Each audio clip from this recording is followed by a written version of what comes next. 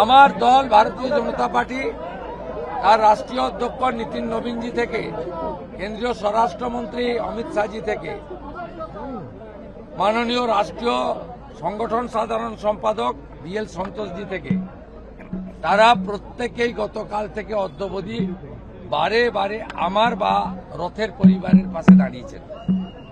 দলের পক্ষে শ্রমিক ভট্টাচার্য সহ রাজ্যসভার মেম্বার রাহুল দাস সহ এখনো দেখছেন দুপাশে দুজন এমপি আমার সাথে সঙ্গ দিচ্ছেন, জ্যোতির্ময় সিং মাহাতো, আমাদের খগেন মুর্মুজি, একাধিক বিধায়ক, অসংখ্য কার্যকর্তা, এমনকি প্রচুর বারাসাত মধ্যম গ্রামের অন্য রাজনীতির দল করেন বামফ্রন্টের বিভিন্ন শরিক, তারাও এখানে এসে শ্রদ্ধা জানিয়েছেন, তার ভাইয়ের কাছে সমবেদনা জ্ঞাপন করেছেন, আমার কাছেও এসেছেন।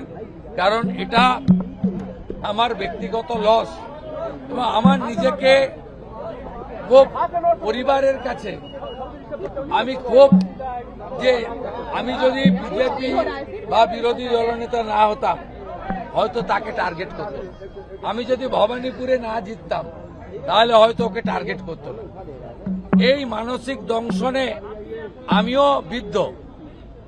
এখন আমি একটাই প্রার্থনা করব, ওর বিদেহী আত্মা অমরত্ব প্রার্থনা করুক, স্বর্গধামে বাস হোক এবং ঈশ্বর তাকে কাছে রাখুক।